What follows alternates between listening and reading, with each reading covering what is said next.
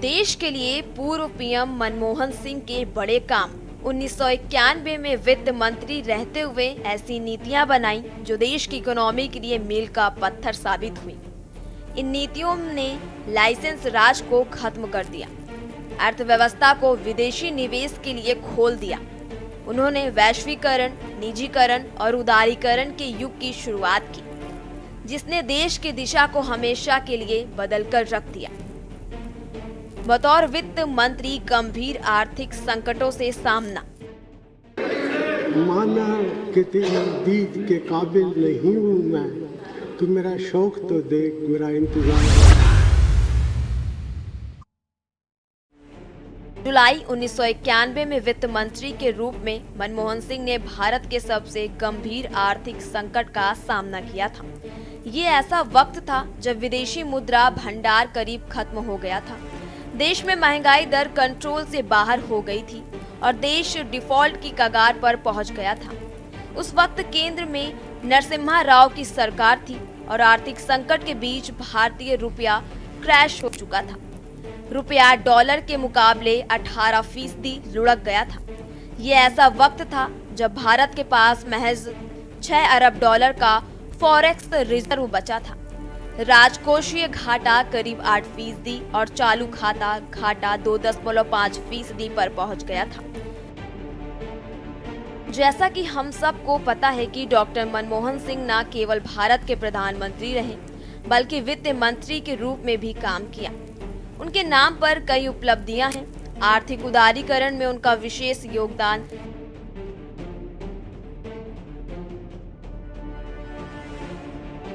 दिवंगत डॉक्टर मनमोहन सिंह ने 1991 में वित्त मंत्री रहते हुए ऐसी नीतियां बनाई जो देश की इकोनॉमी के लिए मील का पत्थर साबित हुई। इन नीतियों ने लाइसेंस राज को खत्म कर दिया, अर्थव्यवस्था को विदेशी निवेश के लिए खोल दिया। 24 जुलाई 1991 को पेश किया ऐतिहासिक बजट। डॉक्टर मनमोहन सिंह देश के 22वें फाइनेंस मिनिस्टर थे। आर्थिक उदारीकरण के लिए बड़े ऐलान किए। इस बजट को इंडियन इकोनॉमी की तस्वीर बदलने वाला बजट कहा जाता है। कॉर्पोरेटिव टैक्स की दरों को 5 पॉइंट बढ़ाकर 45% कर दिया गया था। आयात शुल्क को 300% से घटाकर 50% करना, सीमा शुल्क को 220% से घटाकर 150% करना, आयात के लिए लाइसेंस प्रक्रिया को आसान बनाना शामिल था। कॉर्पोरेट टैक्स बढ़ाने और टीडीएस की शुरुआत का ऐलान भी किया गया। म्यूचुअल फंड में प्राइवेट सेक्टर की भागीदारी को परमिशन देने का काम किया गया। मनमोहन सिंह जी देश के वो प्रधानमंत्री जिन्होंने देश को दुनिया के जो आर्थिक रूप से मजबूती करने के लिए फैसले होते हैं,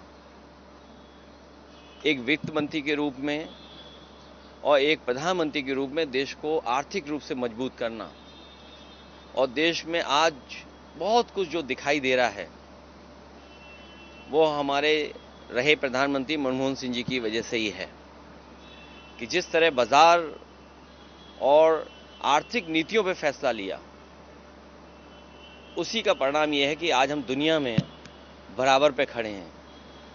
एक ऐसा नेता और एक ऐसा अधिकारी और एक ऐसे प्रधानमंत्री जहां जानकारी के साथ साथ अर्थशास्त्री भी थे।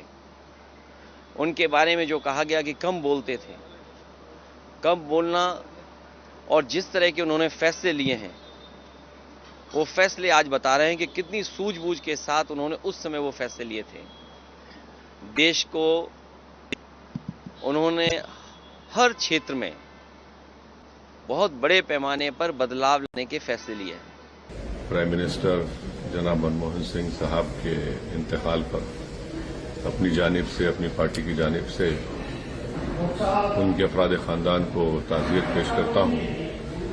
और ये बात सच्चाई पर मुबन्नी है कि मनमोहन सिंह साहब एक पार्टीशन के रिफ्यूजी थे और उसके बाद उन्होंने अपनी ज़ाती मेहनत और ईमानदारी से वो तरक्की करते गए। आरबीआई के गवर्नर और फिर भारत के फाइनेंस मिनिस्टर, फिर 2004 में वो इस मुल्क के वजीर आजम बने और मेरा मानना यह है कि उनके दौरे वजारत उज़्मा में वो एक भारत का एक पहला वजीर आजम था, प्रधानमंत्री था, जिसने मार्जिनलाइज कम्युनिटीज और ख़ास तौर से मुसलमानों को अपलिफ्ट करने के लिए, उनको हक दिलाने के लिए उन्होंने बहुत कोशिशें की। बता दें वो ऐसा समय था जबकि विदेशी मुद्रा भंडार लगभग समाप्त हो गया था। देश में महंगाई हर दर कंट्रोल से बाहर हो गई थी। हालात यहाँ तक खराब हो गए थे कि देश दिवालिया होने की कगार पर पहुंच गया था। ऐसे हालातों में तत्कालीन वित्त मंत्री डॉक्टर मनमोहन सिंह ने देश के 22वें फाइनेंस मिनिस्टर के रूप में अपने पहले बजट भाषण 24 जुलाई 1991 में आर्थिक उदारीकरण के लिए बड़े ऐलान किए। इस बजट को इंडियन इकोनॉमी की तस्वीर बदलने वाला बजट भी कहा जाता है। इनमें प्रमुख तौर पर कॉर्पोरेटिव टैक्स की दरों को 5 पॉइंट बढ़ाकर 45% कर दिया गया था। इसके अलावा अन्य फैसले में आयात शुल्क 300% से घटाकर 50% करना, सीमा शुल्क को 220% से घटाकर 150 करना, आयात के लिए लाइसेंस प्रक्रिया को आसान बनाना शामिल था। इसके साथ ही उदारीकरण, प्राइवेटाइजेशन और ग्लोबलाइजेशन की बात की गई थी। निजी कंपनियों को आयात की स्वतंत्रता दी गई, विदेशी निवेश की सीमा बढ़ाई गई। बजट में कॉर्पोरेट टैक्स बढ़ाने और टीडीएस की शुरुआत का ऐलान भी किया गया। इसके साथ ही म्यूचुअल फंड में प्राइवेट सेक्टर की भागीदारी को परमिशन देने का काम किया गया। मिनिस्टर ऑफ इंडिया, हम उनका हमारे बीच से जाना न केवल एक देश के लिए बहुत बड़ी क्षति है, बल्कि मेरे लिए व्यक्तिगत भी। वो दिव्यता, सौम्यता और विनम्रता के प्रतीक थे। वो भारत के इतिहास में हमेशा याद किए जाएंगे। जब देश हमारा आर्थिक चैलेंजेस से गुजर रहा था, तो उन्होंने अपनी लीडरशिप को देश को दिया और मैं कह सकता हूं कि वो इंडियन इकोनॉमी के लिए आधुनिक निर्माता थे। इस दुनिया में नहीं रहे, हमें बड़ा दुख होता है कि हमने उनके साथ काम किया। मैं एक जनरल सेक्रेटरी AICC बोर्ड के भी उनके साथ काम किया। तो उसके बाद मैं जब आंध्र का गवर्नर था, तभी उन्होंने मुझे अपने मंत्रिपरिषद में बुलाया। 2006 की बात है और गवर्नर बोल की पहली बात थी कि डायरेक्टली उन्होंने मिनिस्टर बनाया और शपथ विधि हो गया। पूरे देश को आश्चर्य लग रहा था कि एक गवर्नर को मंत्री बनाया और ये डॉक्टर मनमोहन सिंह सीधे साधे दिखते थे, मतलब पॉलिटिकल भी थे। तो मुझे इस तरह गवर्नर से मंत्रिपरिषद में ले लिया और इंफ्रास्ट्रक्चर मिनिस्ट्री उन्होंने दे दिया। 6.5 साल मैंने उस पावर मिनिस्ट्री में काम किया। यही नहीं, लगभग खत्म हो चुके विदेशी मुद्रा भंडार में इजाफा करने के लिए भारतीय रिजर्व बैंक RBI द्वारा बैंक ऑफ इंग्लैंड समेत अन्य संस्थानों के पास भारतीय सोना गिरवी रखने का फैसला किया गया और लगभग $7 करोड़ की रकम जुटाई गई। रुपया क्रैश हो चुका था और अमेरिकी डॉलर के मुकाबले ये 18% तक लुढ़क गया था। खादी युद्ध के कारण कच्चे तेल की कीमत आसमान पर पहुंच गई थी। ये ऐसा समय था जबकि भारत के पास महज $6 अरब का फॉरेक्स रिजर्व बचा था, जो ज्यादा से ज्यादा 2 हफ्तों के लिए ही काफी था। राजकोषीय घाटा करीब 8% और चालू खाता घाटा 2.5% पर पहुंच गया था। भारत में विदेशी निवेश का रास्ता साफ किया। आपको बता दें कि कुल मिलाकर कहा जाए तो मनमोहन सिंह के वित्त मंत्री रहते हुए लाई गई इन नीतियों और सुधारों का साफ असर इंडियन इकोनॉमी पर देखने को मिला और भारत में विदेशी निवेश के दरवाजे खुल गए।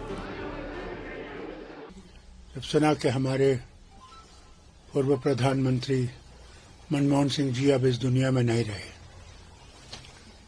वो बहुत काबिल इकोनॉमिस्ट भी थे, और उनने भारत की ये सबसे बड़ा काम जो उन्होंने किया, मैं समझता हूँ ये है कि भारत को इकट्ठे रखने की कोशिश की और इकोनॉमी को खोल दिया। पहले इकोनॉमी खुली नहीं थी। आज हम $1 ट्रिलियन की बात करते हैं, वो मेहरबानी मनमोहन सिंह की है। उन्होंने राजीव गांधी के वक्त में, उसके साथ साथ नरसिम्हा राव जी के वक्त में इस इकोनॉमी को इतना खोल दिया कि आज हम खुशी से कह सकते हैं कि हमारी इकोनॉमी आज तरक्की पे है। मैं इनके साथ वज़ीर था इनकी हुकूमत में और रिन्यूएबल एनर्जी को पहली दफा हिंदुस्तान में रिकॉग्नाइज किया गया। मनरेगा और आरटीआई जैसे बड़े कदम उठाए। जब डॉक्टर मनमोहन सिंह 2004 से 2014 तक लगातार 2 कार्यकालों में देश के प्रधानमंत्री रहे, तो इस दौरान भी उनके द्वारा कई ऐतिहासिक फैसले लिए गए और कई कार्यक्रम शुरू किए गए। इनमें मनरेगा, शिक्षा का अधिकार अधिनियम, आधार और डायरेक्ट बेनिफिट्स ट्रांसफर शामिल रहे। दिवंगत पूर्व पीएम मनमोहन सिंह के नेतृत्व वाली सरकार में ही साल 2005 में शुरू किए गए मनरेगा ने प्रत्येक ग्रामीण परिवार को 100 दिन के वेतन रोजगार की गारंटी दी। इससे खासतौर पर ग्रामीणों की आजीविका में बड़ा सुधार देखने को मिला। इसके अलावा इसी साल सरकार को जवाबदेह बनाने के लिए जून 2005 में सूचना का अधिकार आरटीआई कानून लागू किया गया। आधार कार्ड की शुरुआत की। मनमोहन सिंह के कार्यकाल की अहम उपलब्धियों में आधार कार्ड की शुरुआत भी शामिल है। जनवरी 2009 में देश के निवासियों में विशिष्ट पहचान प्रदान करने, विभिन्न सेवाओं तक पहुंच को सुविधाजनक बनाने के लिए आधार कार्ड योजना की शुरुआत की। यही आधार आज देश के सभी नागरिकों की पहचान बन गया है। खाद्य सुरक्षा और एग्रीकल्चर लोन माफ किया। मनमोहन सिंह के कार्यकाल की बड़ी उपलब्धियों में देश में कृषि संकट को दूर करने के लिए 60,000 करोड़ रुपए के ऋण माफी के अलावा उनके दूसरे कार्यकाल के दौरान 2013 में देश के गरीब लोगों के लिए खाद्य सुरक्षा को सुनिश्चित करने के लिए राष्ट्रीय खाद्य सुरक्षा अधिनियम लागू किया जाना भी शामिल है। स्पेशल डेस्क के न्यूज़ इंडिया।